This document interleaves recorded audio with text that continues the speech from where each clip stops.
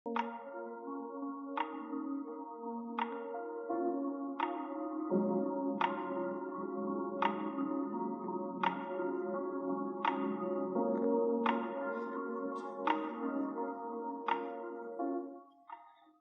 суух тавтай морил би бол хөтлөгч Инхбат.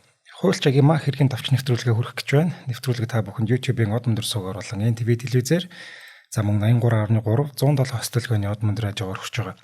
Дугаарыг Монгол хүнд шинэ машин ураатай Сайн Motors, шинэ стандартын ENF автанг танилцуулж байгаа Iron Circle компани болон өмгөөллийн MBS Partners хуулийн фирм ивент итгэж байгаа. За өдрийн мэндагий. Өдрийн мэнд хүргэе. За их том сэдв байх шүү гэн тийм ээ. Тийм.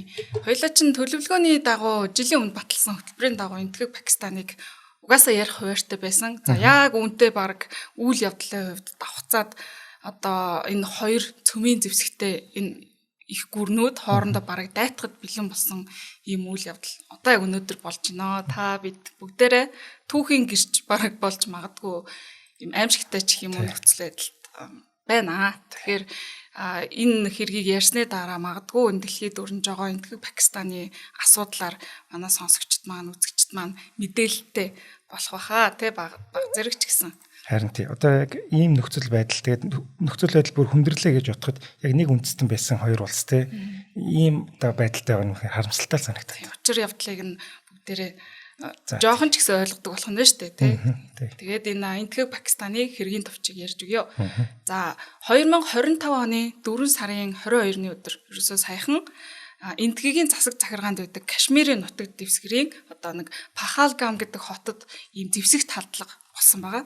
За энтгийг энэ үйл халдлагаас болоод энтгийг Пакистаны хоорондын байдал бол маш хурцдмал байдалд орсон. За тэгээд хоёр тал бие биенийхээ эсрэг галт зэвсэг одоо ашиглан тэ дуу хатааж. За тэгээд тэдний дипломат харилцаа бол өнөөдөр маш хүнд байдалтай. За дэлхийн томоохон улс төрийн одоо төрийн тэргүүнүүд энэ асуудлаар анхаарлаа хандуулж мэдээлэл хийж нэг иймэрхүү байдалтай байна.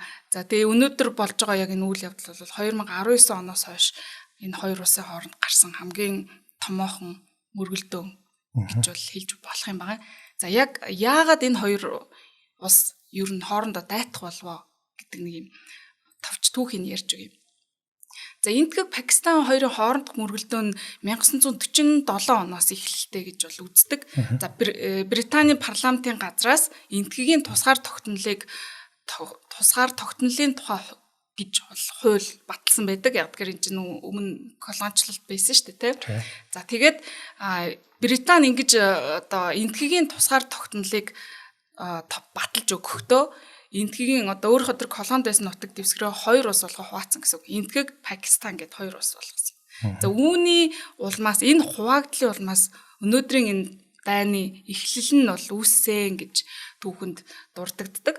За энэхүү хуваагдал нь 1947 оны 8 сарын 15-ны өдөр хүчин төгөлдөр болох хүртлээр одоо энэ хүн амын дунд урд өмнө байгаагүй маш их хэмжээний нүүлгэн шилжүүлэлт жирийн иргэдийн дунд явагдсан. За тэгээд олон нийтийн хүчирхийлэл гэдэг зүйл ингэж одоо маш их газар авсан. За 15 сая орчим иргэн дөрвж цугцсан гэж түүхэнд үлдсэн байдгийм байна. За 2 сая гаруй иргэн жирийн иргэд амь насаа алдсан ийм үйл явдлын болж ээж энэ энтгэг Пакистан гэдэг хоёр улс тусгаар тогтнож ингэж хуваагдсан байдгийм байна. За энэхүү хуваагдал нь муслим шашинт Пакистан, за хинду гол төлөв шашинтай энтгэг гэж ингэж хоёр тусгаар улс болгоод за Жамму болон Кашмирийн жижиг бүс нутгуудыг за аль улстай нэгдхийгээ өөрсдөө сонгоо гэдэг ингээд нээлттэй байдлаар бол орхигдсон байгаа. За энэ үеэс нь бол Кашмирийн хаан олигарх гэх юм уу те хаан нь бол энэ Махаража гэдэг бол хүн байсан. За энэ хүн бол тухайн үедээ энэ Кашмир бол олон зуун жилийн турш бусдын эзэмшил харьяалалд байж тэ ингэж үл тоомсорлогдож ирсэн учраас одоо тусгаар тогтнох ёстой эрх чөлөөгөө олж авахыг илүү чухалчж үзнэ гэсэн байр суурьтай байсан боловч эцэстээ бол Пакистаны жирийн малчдыг эзлэн түрэмгийлэхийг хэрвээ зогсоох юм бол бид нар та нартай нэгднэ гэсэн ийм нөхцөл тавиад энтгэгт нэгдсэн байдаг юм байна. За энэ энтгэгт энэ Кашмирыг ингэж одоо энтгэгт нэгдсэн энэ үйл явдал нь өөрөө энэ 1947-оос 48 онд болсон энэ дайны эхлэл нь босон. Нэгдүгээр дайн тий. Одоо хамгийн гол Кашмирыг ингээд нэг хоёр хуваацсан юм бэлээ л дээ. Тэгээд энтгэгт зарим нэгдээд зарим хэсэг нь Пакистанд үлдсэн. За энэ бол ингээд дайны эхлэл болжээ. За 1949 оны Нүүбийн эвлэрлийн дэд хорооны гишүүдийн тусламжтайгаар хоёр тал бол Карачигийн хилцээр буюу гал зогсоох шугам гэж бол ийм тогтоосон хилийн шугам гэх юм уу тий. За энэ байгуулснаар бол Жаму болон Кашмир мужидах энэ хүчирхийлэл тий бие биенээ алж чадах энэ асуудал одоо хилийн манай танаа гэх энэ асуудал бол төрдөө бол намжиж исэн байна. За хилийн хяналт хоорондын мөргөлдөөн 1965 онд бол бүр анх удаа бол хурцтмал дайны хэлбэрт бол шилжих хүртлээ бол арай нэг юм нэг алгуурхан гэх юм уу намжмал байдалтайгаар үргэлжилж байсан. За тэгээд 1971 онд энтгэг Пакистан хоёр зүүн Пакистаны төлөө дахин ийм богино одоо хугацааны дайн хийгээд энтгийн зэвсэг төвчин тус газар нутгийг тусгаар тогтноход нь тусалсны үр дүнд одоо өнөөгийн энэ Бангладеш гэдэг улс тусгаар тогтож байгуулагдсан байт юм байна. За тэгээд ер нь л бол ингээд нөгөө энэ үйл явдал нь юу болсон гэхээр Пакистаны нэг хэсэг ийм улс газар нутгийг таслаад энтгийн хүчээр таслаад тэгээ нэг ийм бидаас улс бий болгочлаа шүү дээ тий. Ер нь л энэ гих мэтчлэн үйл явдлаас болоод энэ хоёр улсын ард түмний дундах ч гэдэг юм уу бие биенийг үзэхгүй байх нэг үзэн ядалтч гэдэг юм уу энэ бас их нөлөөсөн юм шиг байгаа юм л та. За тэгээд энтгэг Пакистан улсууд 1972 онд нэг Симла гэдэг нэртэй тийм хилцээр байгуулад хоёр талын харилцааны шинэ эрен үеийг бол эхлүүлэх гэж оролцсон бөгөөд за үүгээрээ нөгөө түрүүнд дурдсан хяналтын шугам гэдэг шүү дээ энэ line of control гэдгийг бол аль биес орон гэж баталгаажуулж байгуулсан байдаг юм байна. За энэхүү цэргийн хяналтын төр шугам нь Кашмирийн газар нутгийг засаг захиргааны хоёр бүс болон аль биес орол хуваасан. Гисэн хэдиж 1974 онд энтгэг бас анх цөмийн зэвсгээ туршаад одоо цөмийн зэвсэгтэй улс болсноор энэ талуудын хоорондын маргалдаан сөргөлдөн дахиад эргээ хурцсан байт юм байна. За Пакистан улс ч гэсэн одоо үүний араас 20 жилийн дараа мөн цөмийн зэвсэгтэй улс болсон. За 1989 онд Пакистан энтгийн хяналтанд байдаг Кашмирт эрчимжээд байсан энэ эсэргүүцлийн хөдөлгөөнийг ашиглаад энтгийн хяналтыг бол сулруулахыг оролдож эхлэх болсон. За үүнээс хойш бол хэдэн 10 жил үргэлжилж байгаа энэ хүчирхийлэл бол өнөөдрийг хүртэл явж байна. Нөгөө Кашмирийн бүс нутгийг чинь ингээд хоёр хуваацсан байгаа шүү дээ. Пакистаны хяналтыг, за энтгийн хяналтыг гэдэг. За энтгийн хяналтын бүсд бол байнгын эсэргүүцэх хөдөлгөөн бол явж идэг. Яг тэгэхээр тухайн бүс нутагт нь бараг 80 гаруй хувь нь бол муслим шашинтай хүмүүс байдаг. 20 гаруй хувь нь хинду шашинтай хүмүүс байдаг юм байна одоо. Тэгээд тэр хүмүүс нь дандаа энтгийн энэ засаг захиргаа хяналтыг бол эсэргүүцэж байнгын бослого гаргаж идэг. Янз бүрийн тийм халдлагуудыг үлдэж идэг. Хинду шашинтнууд руугаа довтолж идэг. Ийм бүс нутгийн ийм тогтворгүй байдлыг байнга гаргаж идэг юм байгаа юм. За тэгээд 1999 онд Пакистаны цэргүүд энэ хяналтын шугамын бүсийг гатлаад Каргилийн гэдэг нэртэй ийм дайныг бол өдөөж исэн юм байна. За энэ Каргилийн гэдэг дайн бол маш тийм одоо BBC агентлагийн мэдээлснээр бараг дэлхийн бас томоохон дайны нэг байсан гэж дурдсан байлээ. Хэдэн мянган хүнээ цус урссан, жирийн иргэд ялангуяа маш ихээр хохирсон юм ширүүн дайн болж исэн юм байна. За үүнээс хойш хоёр улс хэдийгээр 2003 оноос хойш юм гал зогсоох юм дэглэмийг баримталж байгаа ч гэсэн за өнөө хүртэл энэ хилийн маргаантай бүс дээрээ үе үеийн харилцан гал нээгч гэдэг юм уу. За бие биенийгээ эсрэг одоо гал нээх биш гал зогсоох энэ хилцээрээ зөрчсөн гэж үзээд бие бинийгээ буруутгадаг.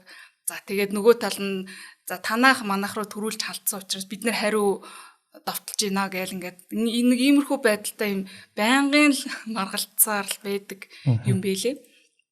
За тэгээд 2008 оны 11 сарын 26-ны өдөр нэг одоо томоохон үйл явдал болсон байдаг.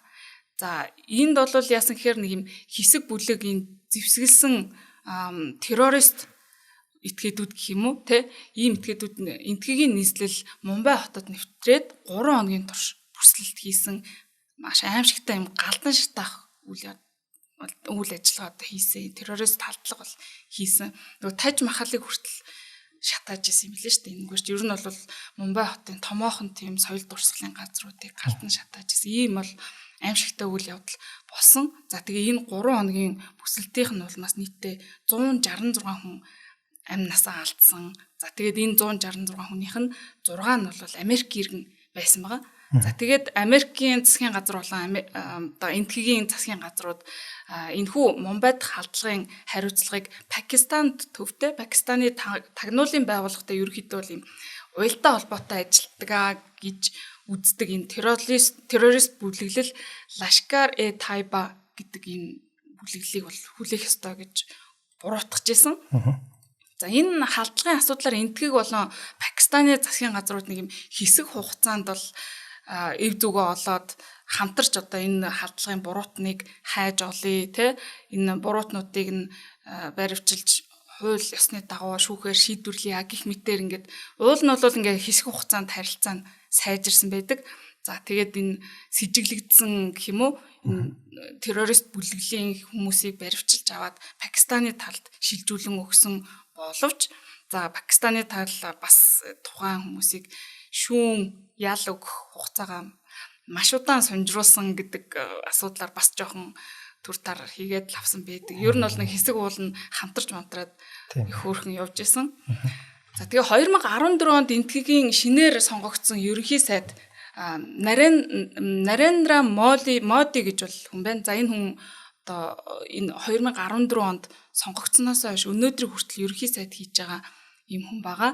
За тэгээд Моди болон Пакистаны ерөнхий сайд Наваз Шариф гэж хүнийг өөрийнхөө тангараг өргөх ёслолтой бол оролцохыг уурсны дараа за олон улсад юу гэж үзэж ирсэн гэхээр за одоо л нэг энтэг Пакистан хоёр нэг инхийн хилцээр байгуулад те нэг эвийн журмаар ярилцсан дээ гэж найдлага тавьж исэн боловч 2014 оны 8 сард энтгэгдэх Пакистаны дээд комиссар гэж одоо албан тушаалтын хүн нь Кашмирийн салан тусгаарлагчид буюу нөгөө нэг энтгэгт байгаа Кашмир энтгийн Харьяаны гэх юм уу Кашмирийн салан тусгаарлагчдыг дэмждэг нэг юм террорист бүлэглэлийн удирдагчдтай уулзсан гэдэг мэдээлэл гарсны улмаас энтгэг улсын Пакистаны гадаад иргэн сайттай хийж исэн хилцээр бүх юма зогсоогоод ингээ хоёр тал эвлэрэх болов уу гэж найдаж исэн тэр найдлага ингээд салхинд хийсэн оцсон байдгаа. За тэгээд ингээд дахиад хоёр тал муудахад бол хүрсэн. За тэгээ 2016 оны 9-р сард мөн хэсэг ийм зэвсгэлсэн террорист бүлэглэл энтгийн зэвсэгт хүчний үүрээ дах армийн аслагдсан баазад халдлага хийгээд энэ нь энтгийн зэвсэгт хүчинд одоо сүүлийн хэдэн 10 жил тохиолдсон хамгийн том гар цохирлыг учруулсан ийм халдлага болсон. За тэгээ дээрэс нь 18 энтгэг цэрэг амь насаа алдсан үйл явдал болсон. Одоо талуудын хооронд эвлэрлийн асуудлыг ярилцах одоо бүр боломжгүй л болгосон юм харамсалтай түүхүүд байна. За тэгээд энтгийн талаас энэ халдлагыг мөн л энэ Пакистаны тагнуулын холбоотой ажилтгаа гэдээсэн бас нэг тийм энэ нь болохоор өөр бүлэглэл Жайш Мухаммад ч юм уу. Мухаммад. Мэд л биш Мухаммад юм шиг байна. Хоёр янзаар бичээд идэгий. Нэг нь A-ээр нөгөөтг нь I-гээр ч юм уу. Энэ бол Мухаммад гэсэн л зүг байна. Жайш Мухаммад гэдэг ийм террорист бүлэглэлийг үйлдсэн гэж буруутгаж исэн. За ингээд энтгийн айран бол зүгээр байгаагүй энэ халдлагын хариуд Пакистаны засаг захиргаанд байдаг Кашмир дахь террористуудын хуаран одоо оргилдог тэр байранд нь цохилт өгсөн гэж бол тухайн үед олон улсын хэвлэл мэдээллийн хэрэгслэр сүртэй зарлж байсан боловч Пакистаны талаас бол энийг тийм үйл явдлогт болоогүй нэг тэгжсэн байдаг. Энэ бас жоохон хачиргалтай л юм. Пакистанад бодлоо ирсэн бахаа. Магадчгүй. За тэгээд 2016 оны сүүлээс эхлээд 2018 оны хүртэл бол хилийн мөргөлдөөн улам ширүүсэн гэж бол үздэг. За хяналтын шугамын хоёр талд олон 10 хүн амь мөрөгдөж, олон мянган жирийн иргэд тэ оршин суусан газраасаа нүүж дүүрвсэн гэж түүхэнд үлдсэн байдгийм байна. За 2017 онд 3000 гаруй ийм хил дамнсан сөргөлдөөн бүртгэгдсэн байдаг бол 2018 оны эхний хагаст гэхэд 1000 шахамт ийм мөргөлдөөн бүртгэгдсэн байдгийм байна. Яг энэ хугацаанд бол асар их өдөртөл 2-3-аараа буудалцаад байдаг. Тэр ерөөсө буудалцаад бие биен рүүгээ ингэж дайрж яаж идэг. Байнгын л хүн хүч өргөдөж идэг ийм хэцүү нөхцөл байдалтай байжээ. За тэгээ Пакистаны талыг дэмжигч зэвсэгт бүлэглүүд 2017 оны 10 дугаар сард Сринагар гэдэг хотын ойролцоо энтгийн хагас цэргийн хуарн руу за 2018 оны 12 сард Жаму мужидах энтгийн армийн бааз руу халдлага үлдээд за 5 цэрэг нэг жирийн энгийн иргэн бол амиа алдсан үйл явдал болсон. За энэ хугацаанд бол тусгаар тогтносон Кашмирыг байгуулахыг уриалсан олон 10 ийм эсэргүүцлийн жагсаал, цуглаан за тэгээд энтгийн тэр хяналтаа тогтоох гэсэн тэр засаглалыг эсэргүүцсэн ард иргэд бол маш ихээр босч эсэргүүцэх болсон байгаа. За 2017 он гэхэд тэгээ янз бүрийн халдлага мөргөлдөөний улмаас одоо энгийн иргэд энтгийн аюулгүй байдлын хүчнийхэн за цэргүүд зэрэг янз бүрийн хүмүүс энтгийгтэй холбоотой гэх юм уу энтгийн талын 300 гаруй хүн амнасаа алдсан байдгийм байна. За Кашмирийн цэргүүд болон жагсаал цуглааныг онсон энтгийн цэргийн үйл ажиллагаа олон сарын дараа 2018 оны 5 дугаар сарын сүүлийн 20 жилийн хугацаанд анхудаа Рамадан сарын үеэр Кашмирт гал зогсоож байгааг бол зарлж исэн. Рамаданаар нь буутцсан болов гэж айлж шүү дээ. Ер нь бол энэ хоёр чинь тохиролцоо бол нэг хийжсэн шүү дээ, нэг эвлэрэх тухай. За тэрэн дээрээ уул Рамадан баярын үеэр бие биен рүүгээ довтлохгүй ядаж жирийн иргэдэд баярлах боломжийг нь олгоно гэж тохиролцож боловч хизээч биелүүлж байгаагүй. Анхудаа 2018 оны 5 дугаар сарын 5 дугаар сарын сүүлээр нь Рамадан баярын үеэр зогсоогоод за тэгээд 6 дугаар сараас нь дахиад байна сэргийжсэн ийм үйл явдал байд юм байна. Ер нь бол Рамадан тэр хамаагүй л байлцгаагаа л байдаг байсан юм. Тийм, ер нь бүр эн чинь 2003 онд хийсэн анхны тохиролцоо байгаа шүү дээ. За тэрнээс хойш 18 он хүртэл Рамадан баяр байна уу, юу байна уу хамаахгүй л үзэлцээд л байдаг байжээ. За тэгээ 2019 оны 2 дугаар сард энтгийн Кашмирийн Пулвама хотод энтгийн хагас цэрэгжүүлсэн хүчний цуваа руу им халдлага үлдэгдээд ойролцоогоор 40 цэрэг амь үрэгдсэн үйл явдал бас болсон байна. За энтгийн энэхүү одоо Пакистаны хит даврагч нөгөө түрүүнд дурдсан нөгөө Мухаммедтай нэг бүлэглэлээ штэ Жайш-и Мухаммед гэд энэ бүлэглэлийг бол халдлага үлдсэн гэж буруутгадаг.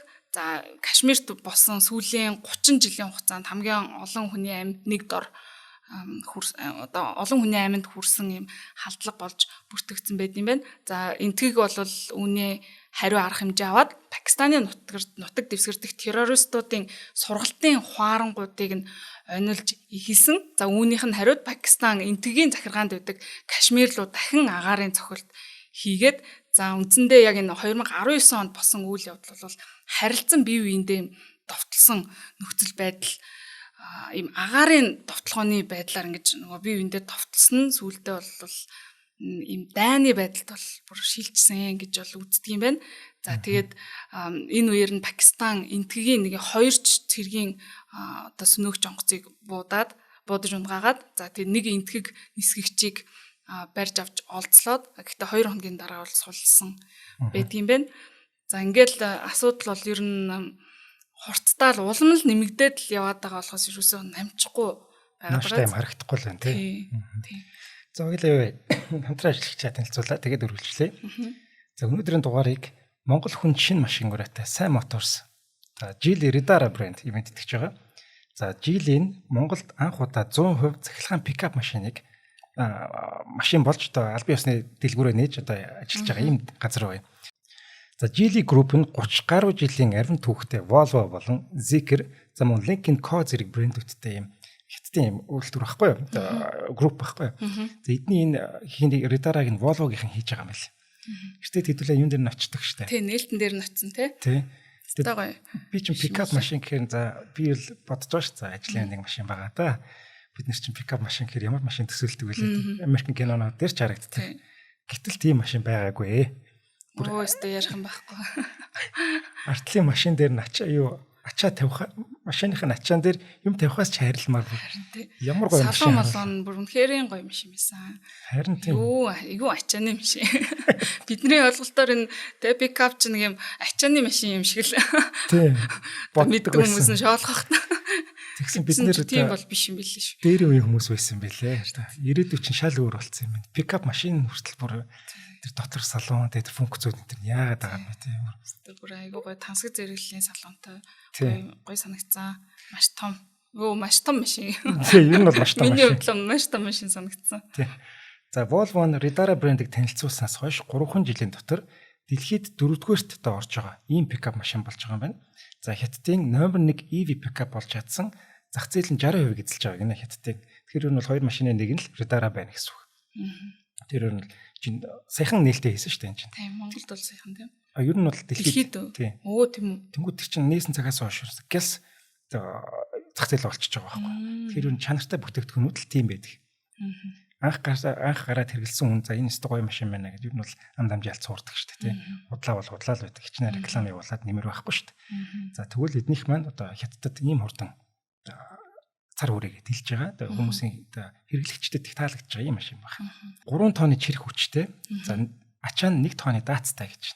За твшний одоо 4.5 секундэд 100 км/цаг хүртэл хурдлах боломжтой. Ер нь бол яг пикап машин мөн үү биш үү гэдэг дээр бий болж байгаа эргэлзээл байгаа. Ардаа ачаатай хэлбэр нь бол яг л байх шиг л байна. Ардаа ачаатай тэгээд ер нь тийм нэг өндөр зэрэглэлийн тийм машин л надад санагдсан. За та бүхэн юу энэ машиныг очиж унж үзэх боломжтой. За нарны зам дагуу замын цагдаа эсрэг талд Соёлж молын хажууд юу нэ шоурум байгаа юм байна. За холбогд утасны дугаар нь 7270 8855 гинэ. За ингээ өнөөдрийн дугаарыг маань Монгол хүн шинэ машин өрөөтэй Сайн Motors ивент тэтгэлээ. За үргэлжлэе. За тэгээд хоёр улсын маань нөхцөл байдал хөрхий айгу хэцүү харбараа анчихэд таашаа тий. Өнөөдөр бидний энэ үйл явдлын гэрч болж байгаа гэж бодохоор нэг бодлоо айгу харамсалтай байгаа юм л та. За энд 2019 онд нэг маш том чухал түүхэнд үлдгэж үйл явдал бас босон энэ хоёр улсын түүхэнд. За 19 оны 8 дугаар сард Энтгийн засгийн газар нөгөө түрүүний дурдсан моди гэдэг ерхий сайд байна шүү дээ тийм. Энтгийн үндсэн хуулиас одоо энтгийн үндсэн хуулийн 370 дугаар зүйлийг нь хүчингүй болгож байгаагаа олон нийтэд зарласан. За энэ бол маш чухал зүйл байсан. Ямар учиртай зүйл заалт вэ гэхээр одоо энэ үндсэн хуулийн 370 дугаар зүйл заалтаар зарим нэг бүс нутаг мужуудад ингээд тусгаар эрхийг нь бол өгч исэн юм байна. Тусдаа бие даасан хуультай байх, тугтай байх, тэ одоо өөрийн гэсэн үндсэн хуультай байх ч гэдэг юм уу. Ийм онцгой статусыг нь өгдөг заалт байсан юм байна. За энийг хүчингүй болгосон. За энэ хүчингүй болсноор ямар үр дагаварт хүргэсэн бэ гэхээр нэг Жаму болон Кашмирын бүс нутгууд чинь өөрсдийн гэсэн тусдаа бие даасан байдалтай байдаг байсан бол түүнийг нь үгүйсгэсэн гэсэн үг. За энэ үндсэн хуулийн энэ заалтыг яагаад хассан гэдэг талаар тайлбар хэлэхдээ 2019 онд энэ Moody болон одоо түүний нам 2019 оныхоо сонгуулиар шиг санаад байна. Нөгөө сонгуулиар гарч ирэхдээ мөрийн хөтөлбөртөө энэ Кашмирын болон энэ бусад энэ жижиг бүс нутгуудыг энэтхэгийн яг бусад жижиг бүс мужуудтай яг адилхан статустай авч үзнэ. Ингэжж энэ эрх тэгш байдал нэгдсэн хяналт зохион байгуулалттай байх юм аа, эмх зэгцтэй байх юм аа гэсэн агуулгатай юм зүйл заалт мөрийн хөтөлбөртөө тусгацсан байсан. За энэ нь бол арт иргэдийн маш их дэмжлэгийг авсан учраас сонгуульд ялж гарч ирмэгцээ энэ үндсэн хуулинд өөрчлөлт оруулаад энэ 370 дугаар зүйл заалтыг авч яасан байдаг. Энэ бол маш том үйл явдал болсон. За энэ мэдээж одоо энэ Кашмирын иргэдийг, кашмирчуудыг маш ихээр бухимдуулсан. Тий. Нөгөө дийлэнх нь муслим шашинтай хүмүүс байгаа шүү дээ, тий. Ингээ өөрсдийнх нь тусгаар тогтнолыг нь бие даасан байдлыг нь бүр орд тас авч хайснаар за тэр үед л байсан энэ энтгийн хяналтыг эсэргүүцдэг байсан хүмүүс За энэ өөрчлөлт орсноор бүр улам ихээр эсэргүүцэж одоо улам их хүчирхийлэл үлдэх болсон байгаамаа. За тэгээд одоо Пакистаны зүгээс ч гэсэн яг энэ одоо үйл явдлыг маш ихээр буруутгаж одоо маш шударга бус явдлаа гэж олон нийтэд мэдээлэл хийжсэн. За олон улсад бол энтгийн энэ шийдвэрийг Хиндու үндэсрэг үзлийн сургаалаар дамжуулаад энэ Кашмирыг энтгэгт нэгтгэх гэсэн юм төрөмгийн бодлого байна гэх мэтчлэн дүгнжсэн томоохон үйл явдал болсон байдаг. За тэгээд энэ 370 дугаар зүйл заалтыг үндсэн хуулиас авч хайсны дараа энэ энтгийн харьяанд байдаг Кашмирт 1 жилийн хугацаанд хөл хорой тогтоосон байдаг. Одоо бүр ийм маш хязгаарлагдмал нөхцөлд байлгасан хүмүүсийг нь интернет байхгүй, гар утас байхгүй, тэгээ маш их хүмүүсийг ингэж баривчилсан. Юу юм наач. Тий, энэ цагчууд ийм хийж байгаа юм тий. Тухайн Кашмирийн бүс нутаг дээр маш их хүмүүсийг барьж хорьсон, нөгөө террорист талдлага үлдэж иж болцшгүйгээд бүр хэдэн мянгаараа саатуулж баривчилж исэн. За тэгээд бүр ингээд одоо хэвлэл мэдээллийг хянах одоо тэр бүр цаашаа тий ийм уугарл санагдаад байна л та. Ерөнхийдөө нэг тиймэрхүү маягийн болсон юм шиг байгаа. За яг тэр дэлгэрэнгүй мэдээллийг нь хаагаад үзэх юм бол олтгол багт. Тэгээд нэг ер нь бол их айхтрал юм босон гэж л бичигдсэн байт юм байна. За тэгээ 2022-23 онд энтгийн төв засгийн газар тус бүс нутгийн одоо хараат бус энэ хэвлэл мэдээллүүдийг бүгднгийн ингэж авч хаяад за тэгээд энэ Хиндүү үндэстэн суурьшсан бүс нутгууд руу давуу эрх олж авахын тулд нөгөө сонгуулийн энэ тогтолцооны одоо зураглал гэж үүдэг штэ одоо энэ бүс нутагт тэдэн мандат байна энэ тэд байна. Энэ минийгээ бүгднгийн өөрчлөөд одоо тухайн бүс нутгуудад илүү олон мандат өгөх гэдэг юм уу. Тийм замаар хяналтаа тогтоох өөрчлөлтүүдийг хийсэн. За тэгээд энэ Сринагарт бол G20-ын аялал жуулчлалтын уулзалтыг зохион байгуулах гэх мэтээр ер нь бол ингээд өөрсдийн хяналт энд бол байгаа гэдгийг мэдрүүлэх гэсэн юм төрөмгийн бодлогыг явуулах болсон гэж хэлж болно. За тэгээд Хиндүү шашинтны эсрэг аллах сөрөг мөргөлдөөн энэ үеэр маш ихээр гарах болсон. Ойр ойрхон гэх юм уу. За тэгээд жирийн иргэд бол бүр үндсэндээ амьдрах боломжгүй болсон. За эннээсээ болоод дөрвж байгаа. Эсвэл энтгийн засгийн газрын эсрэг юм босгоос үр аргагүй юм нөхцөл байдалд хурж байсан гэж бичигдсэн байт юм лээ. Кашмир чинь бас 10 сая хүнтэй тий. Энд чинь их байх шиг байна. Тий, за жаараа 11 оны байдлаар бол 12.5 сая хүн амтай байсан гэж байна. Тэгээ юу юм бэ? 70% нь муслим шашинтай, за 28% нь Хиндүү шашинтай. Тий, одоо тэгэхээр 28 Хиндүү шашинтай 28% ч одоо л нөхцөл байдал маш хүнд байгаа юм байна шүү дээ. Тий. Бараг л чинь нэг юуны Руанда ба штэ. Тэрний нэг хоёр хөрш ингээл бие бинийгээ хятдаг. Тэр шиг нөхцөл байдал руу баг орох гэдэг юм шүү дээ. Ер нь бол орох гээд гэж аливжээ орчихсон юм нөхцөл байдалтай байна. Тэгээд одоо Хиндүү шашинтнуудыг яг тухайн бүс нутагт хомроглон баг ингэж алж чадчихдаг. Жирийн иргэдийн дунд ч гэсэн юм хүчирхийлэл бол асар ихээр байдаг. За үүнийх нь эсрэг энийг нь зогсоох гэж ингээд энтгийн засгийн газраас бас л юм цэрэгжсэн хатуу арга хэмжээнүүдийг авсаар байдаг юм байна. Тэр ерхий сайд бол таалагдсангүй. Тэр тэгж худлаа ярьж болохгүй шүү дээ. Чин нөхцөл байдлыг айллах намсах гэж байгаа юм чинь тийм шийдвэр гаргахад ямар үр дүн гарах вэ гэдэг мэдчихэл байсан шүү дээ. Ер нь баг хүчээр тэр нэг манай нэг хөршөөс баг жишээ аваад явчихад байгаа юм шүү дээ. Ер нь бол ийм ажиглах юм бол томоохон гүрнүүд энэ муслим шашинтнуудын эсрэг ийм хүчирхийлсэн арга хэмжээл их авдаг юм юу байна тийм үү? Жишээ байгаа. Жишээ ч гэх юм уу? Одоо яадаг чинь үнээс өөр арга байдгүй мó ямар очиртэй. Ер нь бол дандаа л түүхтэр ч гэдэг юм өнөөдөр ч гэсэн юм босоор л энэ 5 өдрийн нүдэн дээр те. За тэгээд энэ хугацаанд бол 2021 оноос энтгэг Пакистаны хоорондох энэ одоо мөргөлдөөн бол хэсэг намжаад байсан боловч 2023 онд энтгийн цэргийн хүчнийхэн Пакистаны жирийн 2 иргэнийг буудан хөнөөсөн гэдэг энэ асуудал гарч ирээд дахиад энэ хоёроос одоо хэвлэл мэдээлэлээр ч тэр хоорондоо ч тэр ингэж сөргөлдөх болсон. Ямар учиртай байсан гэхээр энтгийн тал нэг тайлбарлахдаа одоо тэр Пакистаны 2 иргэн хууль бусаар хил нэвтрэх гээд явж исэн гинэ. Тэгээ будсан. Тэгээд эннээс болоод ингээд бас дахиад хоёр улсын харилцаа муудсан байдаг. За одоо яг нөхцөл байдал ямар байдалтай байна вэ гэдэг тал руу одоо оръё. За хоёулаа хамтран ажиллаж танилцуулчаа тэгээд оръё та. За. Iron Circle гэдэг компани байгаа. Биднийх нь хавтан хийдэг. Тавилгын хавтан одоо худалдаалдаг байхгүй. Тэгээ би сая гэртээ юу хийлээ гэсэн. Гоё аны шкаф таа. Тэнгисэн тий. Би чи нүүж очиод 2 жил зүгээр миний хувцсан тэр ингээд нэг үлгүүр дээр нь тогч мохоод ингээд зүгээр байдаг байсан байхгүй. Тэгээд саяхан хийлгээд. Тэгээд би нөө юунда мужаан гэх юм уу одоо тавилга хийж өгөндө за энэ Iron Circle-с би явмаар байна. Та очиод энэ тавилгуудыг аваад ирэж гэдэг. Тэгээд өөрөө яаж амждаг. Тэгсэн чинь над руу зургуудыг нь явуулаад. Үнэхээр гоё юм бэл. Тэгээд гоё юм цагаан өнгөөр хийлгсэн л дээ. Би гадаргуу мадаргуун тэгээд тэр өнөр та нар байхгүй гэдэг нь үний юм байна. Бүр үнэхээр ингээд нэг ер нь шинээр хийлгсэн тавилга нэг жоохон хэсэг нэг үнэртэй бодод шүү дээ. Тийм байхгүй. Тэгээд нэг юм хийлгчээд нэг гоё ингээд таашаал авдаг шүү дээ. Тэгээд би зүгээр тавилгатай байсан бол би таашаал авах байсан. Энийг хараад би бүр ингээд хараад суугаад амир байгаа байхгүй. Бүр ингээд над руу зургийг явуултаа энэ гэж ажил дээр байхдаа зургийг харж марч энэ. Үнэхээр гоё юм байлээ энэ. Энэ яадаг хавтан бай гэвэл формальдегид гэдэг нэг балаа юм байдаг юм. Энэ бүр зарим тохиолдолд хавдар үсгэж магадгүй гэдэг ийм тооцоотой юм байна л та. Энэ ч нөгөө бас агаараар дамжиж ингэдэг гэдээ яриад байдаг шүү дээ. Тий. Тэгсэн чинь Iron Circle-ийн оруулж ирж байгаа энэ хавтангууд нь формальдегид дагуулаагүй.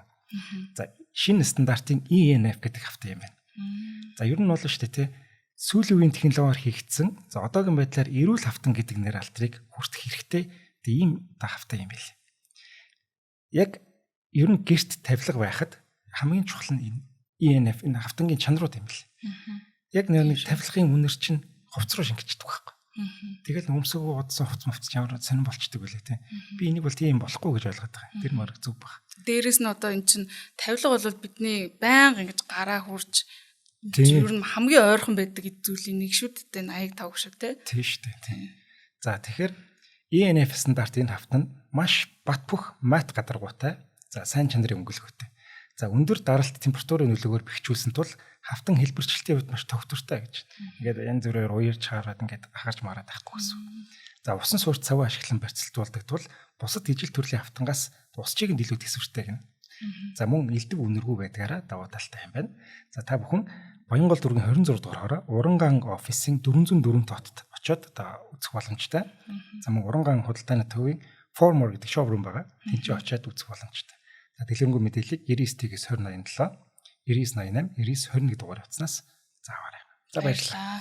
Ялангуяа нялх хүүхдүүдтэй айлд бол маш хэрэгтэй байхаа гэж бодож байна те. Бактери мөгөнцөр мөрчгөө тентэр гэдэг штэ те. Тэгэхээр энэ маш хэрэгтэй л юм байна да. Хамтран ажиллагчдаа баярлалаа. За Iron Circle шиг манай хамтран ажиллагч. За тэгээд одоогийн байдлаар энэ хоёр улсын хооронд юу болж байна вэ? Түрүүнд хоёлаа нэвтрүүлгийн ихэнд дурдсан те. Одоо маш хүнд байгаа. Яагаад юм болчихоо гэж. За энтгэг бол ингээд бүс нутагт нь болж байгаа одоо Кашмирийн бол нэг өөрийнх нь хяналтанд бас нэг хэсэг нь байгаад байгаа. Хэсэг нь бол Пакистаны хяналтанд байгаа гэдэг байгаа шүү дээ тий. За тэр өөрийн одоо хамаарах бүс нутагт одоо хяналтаа илүү тогтоох бэхжүүлэхийн тулд илүү хатуу арга хэмжээ авах болсон гэж хэлсэн тий. Үүнийг бол Кашмирчууд хүчтэй эсэргүүцэх болсон. За тэгээ 24 оны туршид бол энэ хүчирхийллийн одоо юу гэдэг юм те энэ хүчирхийлэл бол ерөөсөө үргэлжилсээр л байсан. Огт зогсоогүй. Дагуулгаа зогсоогүй. Одоо бүр энэ дээр тоо баримт дурдахад ч хэцүү. Одоо хүртэл үргэлжилсээр байгаа болохоор за тэгээд хамгийн хэцүү нь энэ энтгийн засгийн газрыг эсэргүүцэж байгаа тэр эсэргүүцэгч нар нь дандаа ер нь ийм жирийн иргэд рүү их халтдаг юм л. Аялал жуулчлаар явж байгаа жуулчд руу, жирийн ажилчид руу, төрийн албан хаагчид руу ерөөсөө бүр зүгээр ойлгодгоо. Тэгээд магадгүй үннээс нь болоод ч тийм хатуу арга хэмжээ авахаас өөр аргагүй байдалд ордог ч биш магадгүй юм тийм ээ. Тийм байна. За тэгээ 2024 оны 6 дугаар сард ийм зэвсгэлсэн эсэргүүцэгчид энэ Риаси хотын Хиндүү шашны сүм рүү явж исэн энэ мөргөлчдийн автобус руу гал нээсэн үйл явдал болсон. За энэ халдлагын улмаас 9 хүн амиа алдаж 30 гаруй хүн шархсан ба. Ерөөс ингэ бодоо шүрчсэн. За тэгээд мөн өнгөрсөн оны 10 дугаар сард эсэргүүцэгчид энэ Кашмирыг энэ хойд нутгийн Ладак мужтай холбосон энэ түнэлийн барилгын төсөл дээр ажиллаж исэн 7 хүнийг нь зүгээр тэр барилгын талбайд ажиллаж исэн 7 хүнийг хөнөөсөн гэх мэтийн иймэрхүү алан хадлагын үйл ажиллагаанууд бол байнга болсон. 2004 оны туршид иймэрхүү амжилттай мэдээнүүд байнга гарч ирсэн. За тэгээд хамгийн сүүлд болсон үйл явдал гэх юм бол сая 4 сарын 22-нд болсон үйл явдал байна. Юу болсон гэхээр энэ зэвсэгт босгочод энэ Кашмирт энтгийн жуулчид руу халдаад одоо энтгийн 25 иргэн балбын нэг иргэний амь насанд хүрснээр нөхцөл байдал одоо ингээ маш хурцтмал байдалд болцоод байна. За энэ үйл явдал нь бол 2008 онд Мумбайд болсон түрүүнд дурдсан энэ халдлагаас хойшоо энтгийн нутаг дэвсгэр дээр гарсан энэ олон хүний амьд хүрсэн террорист дараагийн халдлага нь болцоод байгаа юм байна. За тэгээд энтхэг улс бол одоо энэ хоёр улсын хооронд юу болж байна гэхээр Пакистаныг энэхүү халдлага үйлдсэн бүлэглэлийг оргнуулж байна, нууж байна гэж бол байнга буруутгаж байгаа. За тэгээд энэ Пакистаны 2 иргэнийг с ิจ гтнэр тооцоод одоо бол баривчлаад авчихсан байгаа. Гэхдээ Пакистан бол энэ халдлагын талаар манай улс энд ямар ч оролцоо байхгүй гэд няцаасан хэвээрээ байгаа. За тэгээд энэ Пакистаны батлан хамгаалахын сайд нь энэ бол хуурамч далбаатай ажиллагаа. Пакистаны нэрийг бариад хийж байгаа энэ хуурамч ажиллагаа. Бид нар бол үүнд ямар ч оролцоо байхгүй гэж тийм мэдээлэл өгсөн. За гэхдээ одоо энэ халдлагын буруутныг албан ёсоор энэ тогтоогоогүй байгаа ч гэсэн нөгөө Пакистан гаралтай энэ Лашкар-и-Тайба гэдэг бүлэглэл одоо Пакистан суурьтай гэсэн үг шүү дээ. Энэ бүлэглэл бол бид нар үлдсэн гэдэг хүлээн зөвшөөрсөн мэдээллийг онлайнаар бол одоогоор хийчгээд байгаа. Гэтэ албан ёсоор яг эдгээр байсан уугүй юу гэдгийг тогтоосон юм алга. За тэгээд халдлагын дараа бол энтхэг Пакистан хоёрын харилцаа бол сүүлийн жилүүдэд ер нь байснаас хамгийн доод хэмжээндээ бол хүрчээд байна гэж том олон улсын хэвлэл мэдээллийн агентлагууд мэдээлж байна. За энэ бол энтхэг Пакистантай харилцаагаа бууруулах одоо хамаг байж болох арга хэмжээнүүдээ авж байгаа гэж хэлж болно. Тэ одоо тэдний сөрөг арга хэмжээ гэх юм уу. Энд нэг ийм юм байд юм байна. Indus Waters Treaty гэж нэг юм олон улсын гэх юм уу хоёр улсын юм нэг хилцээр хийж исэн юм байна л та. Энэ нь бол ямар учиртай юм гэхээр Дэлхийн банкны зуучлалтайгаар 1960 онд энтхэг Пакистаны хоёрын хооронд ийм нөгөө Индус мөрний усыг ашиглах, ус хуваарлах ийм тохиролцоотой гэрээ байдаг юм. Өөрөөр хэлбэл энэ хоёр чинь ерөөс ингээ хөрш учраас дундаа нэг мөрөнтэй байгаад идэг. За тэгээд энийгээ одоо миний ойлгосноор энэ Индус мөрөн нь одоо энтхэг талаасаа Пакистан руу урсдаг ийм том мөрөн. За энэ мөрний тэр урсц болон юу гэдгийг тэр салбар голууд нь Пакистаны иргэдийн ахуй амьдрал энтерд бол маш чухал ийм ач холбогдолтой мөрөн байдаг юм байна. За үүнийг бол ингээд ус хуваарлах энэ 1960 онд хийсэн хилцээрийн дагуу бол зохицуулдаг байсан юм байна. За үүнийг бол тэр тухайн хилцээрийн дагуу бол бид нар дагаж мөрдөхгүй гэдгийг энтхийн тал мэдэгдчихэд байгаа. Өөрөөр хэлбэл урсцыг нь өөрчилж Пакистаны талын ус ашиглах эрхийг хязгаарлах маягийн арга хэмжээ авах гээд байгаа юм байна гэж бол ойлгогдож байгаа. За тэгээд энэ бол мэдээж яаж тухайн улсын ард иргэдэд нөлөөлөх нь бол маш чухал тий. За тэгээд дээрэс нь ямар арга хэмжээ авч ийнү гэхээр Пакистаны иргэд бол энтхэг рүү визгүй зорчдог байсан тэр онцгой статусыг нь болиулсан байгаа. За тэгээд энэ нөгөө хоёр улсын хооронд байдаг энэ Атари гэдэг нэг хилийн бомб байдаг юм. Энэ хилийнхаа бомбыг бас хаачаад байгаа юм байна. За тэгээд хариуд нь Пакистан бол энэ хүү ус хуваарлах энэ хилцээрийг төдөлзүүлэхийг нь бол маш хүчтэй эсэргүүцэж байгаа.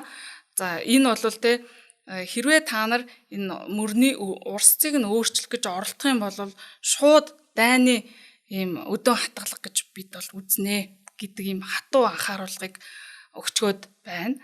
За тэгээ Пакистан мөн одоо энтхийн бүх энэ арилжааны иргэний агаарын тээврүүдийг өөрийн нутаг дэвсгэр дээр явуулахыг бол хориглочихсон байгаад байгаа. Өөрөөр хэлбэл агаарын хилээ хаасан. За тэгээд мөн энтхэгийн иргэдийг визгүй зорчих одоо тэр бас эрхийг нь түр хаачихсан байгаа. За тэгээд хоёр талын худалдаа бол бүр одоо нам зогссон. За нэг иймэрхүү байдалтай байж байна.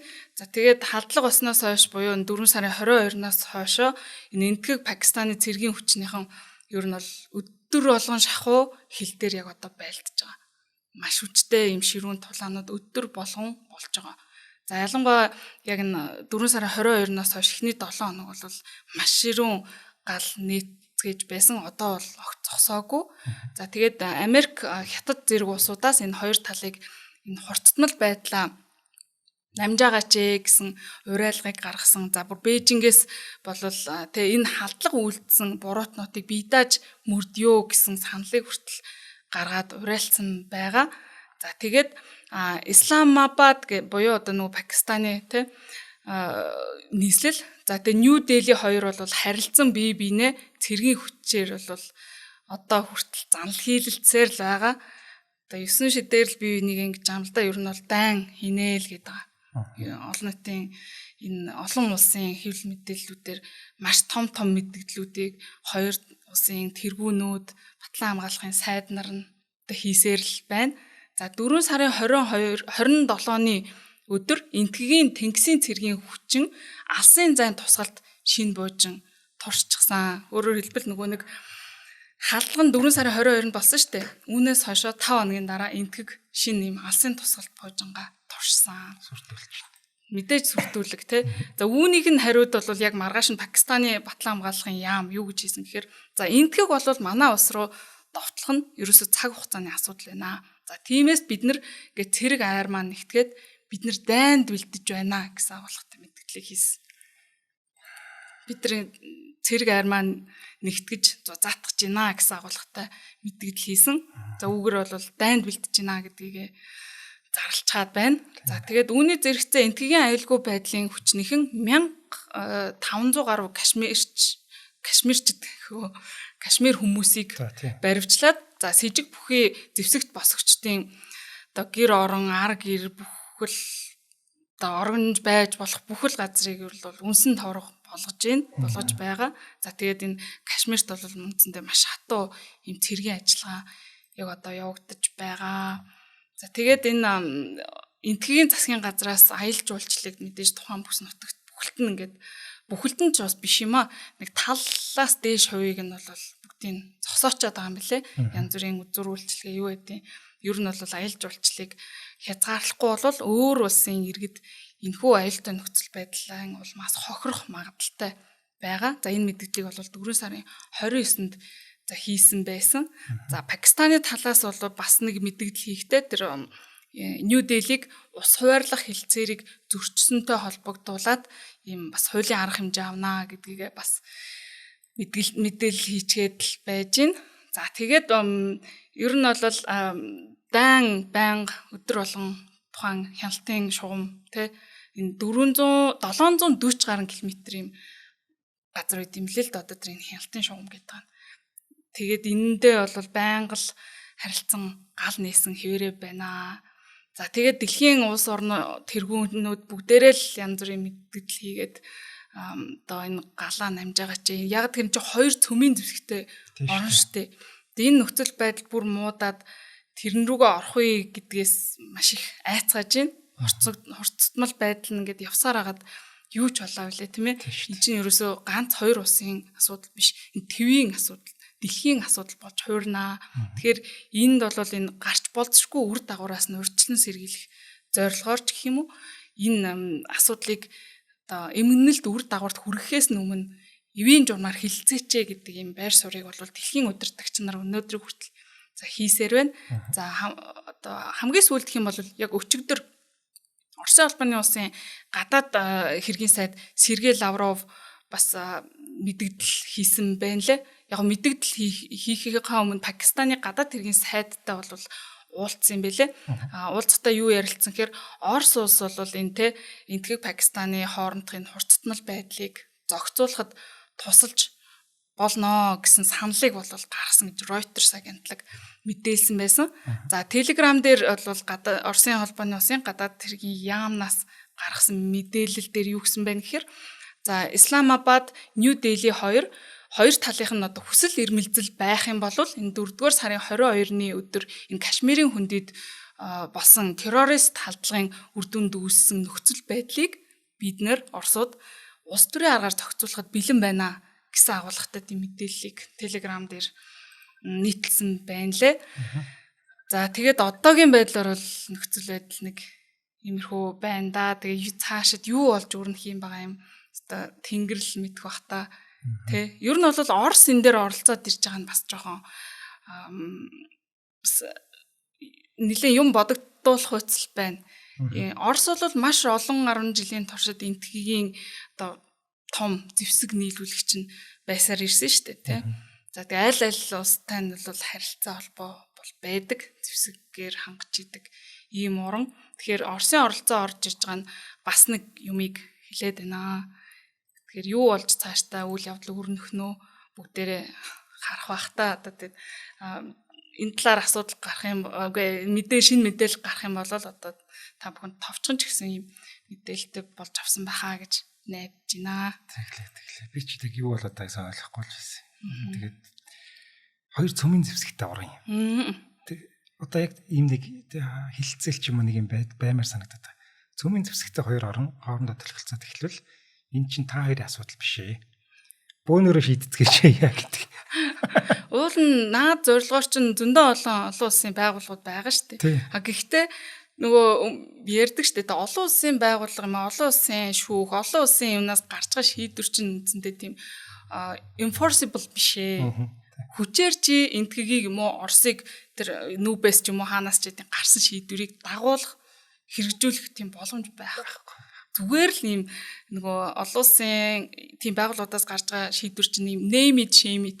Оо чи ийм Пакистан чи ийм энтхэг чи ийм Орос чи ийм гэж одоо тэгж л олон улсад мэддэгдэл хийгээл бөөнөрөө нийлж чадвал шахан чадахгүй бол тэгэл хөрхийн тухайн улс нь ингээд нөгөө shame болол байж хаас өөр ямар ч тийм enforceable юм байдгүй. За ялангуяа жижиг орнуудад энэ маш хүн дээр тусдаг штеп нөгөө олон улсын янз бүрийн community байгууллагуудаас ирэх шахалт нь хүн дээр тусдаг орнуудад бол хэцүү те тусламж зээл нь зогсож байна. Тий бүх тусламж зээл одоо нөгөө үзүүлэлтүүд нь янз бүрийн жагсаалтанд ороо явцдаг. Эдгээр усуудад л хүнд тэрнээс биш энэ том гүрнүүдэд бол хэцүү шүү дээ. Тэгэхээр юу л болж чинь нэ тоохгүй. Гэтэ чи нүүб маань ажилласаа хийж байна. Тэгээ сүүлүүд хятад бас их юу болчлаа. Ямар нэгэн асуудал гаргав та нар битгий ингэж ээл та хэдүүлээ ив найрамдалтай зүгээр худалдаагаа хийгээл амьдрцгаая л та гэдэг тий. Энэ хятад энэ ашигтай л та тийм болохоор тэр ашигтай талаа л ярьж байгаа. Надад нэг Пакистанаас байдаг. Тэр болохоор энтхэгүүдийг бол эднэрээс суулж бид нар юм байгаа. Бид нар бол үгэнтэй амар тайван амьдрмаар байгаа. Даанч энтхэгүүд чи ингэж байгаа гэж. Харин тийм юм билий. Манай ангийн бас нэг Пакистан залуу нөгөө манай ангийн энтхэг яг хоо энтэг гаралтай боловч англи иргэн л дээ. Тэгээд ингээд хоорондоо суусан. Тэгээд нөхрөөгөө дагаад Пакистан руу очиод тэгээд бүр айгүй хэцүү байсан гэд сүлд нь ирээд ярьжсэн хгүй. Ер нь ингээм тэр үнд сухсаагаар ялгуурлах ч гэх юм уу хаашаа тэр айгүй хэцүү юм билээ. Яг тэр манай найз болохоор эмэгтэй найз болох нь бас адилхан муслим шашинтай. Тэгсэн мөртлөө энтэг гаралтай болохоор тэр нь хүлэн зөвшөөрөгддөг. Арг гэрийнх нь тэгээ дээрэс нөгөө эцгийн эрэхт ёстой гэх юм уу нөгөө эмэгтэй хүнийг жоохон хүлээн зөвшөөрөх тэр тал дээр жоохон асуудалтай. Тэгэхээр аюу хэцүү байсан гэл юм яриадсан. Тэгэхээр энэ хоёр улсын хувь заа юу болж за хүч дэлхийн амтлан байгээ гэж. Үнэ. За баярлалаа. За баярлалаа. За нэвтрүүлэг маань та бүхэнд YouTube-ийн Од Мөндөр суугаар болон NTV телевизээр зам 83.3 170 хостелгоны Од Мөндөр хажуугаар хүрлээ. Дугаарыг Монгол хүнд шинэ машин ураатай сайн мотор сулан шинэ стандартын ENF автонг танилцуулсан Iron Circle компани зам өмгөөллийн MBS Partners хуулийн фирм ивент итгэлээ. Загийн дараагийн дугаараар уулзъя. Баярлалаа. Нэвтрүүлгийг хүлээн авсан Нарны аймгийн монголчуудаа баярлалаа. Од Мөндөр суваг энэ мэтлэн танин мэдхүн мянган хөтөлбөрийг 2025 оны 7 сарын 1 хүртэл та бүхэнд хүргэх юм. Их хэлээрээ шинжлэх ухаан танин мэдхүх түгээхийн үйлсэд та нэгтгэх хүсвэл бидэнд таньд өгөх боломжтой. Нэг нэвтрүүлгийг 100 төгрөгөөр буюу мянган нэвтрүүлгийг 100,000 төгрөгөөр үнэлээд та биднийг дэмжээрэй. Жилдээ ганцхан удаа 100,000 төгрөгөөр дэмжснээр шинжлэх ухаан танин мэдхүй түгээх энэ үйл хэрэг таны оролцоотойгоор амжилттай үргэлжилэх юм а. Зандан хүү миний нэр дээрх голомт банкны данс байгаа. 30 15 15 1942 30 15 15 1942. Та 100,000 төгрөгөөр шилжүүлэхдээ гүйлгээний утга дээр нь өөрийн нэр болон утасны дугаараа заавал бичээрэй. 100,000 төгрөг хандвалснаар Одон өндөр сувгийн алтан гишүүн болох юм. Шинжлэх ухаан танин мэдхүй Монголд ялах болтугай.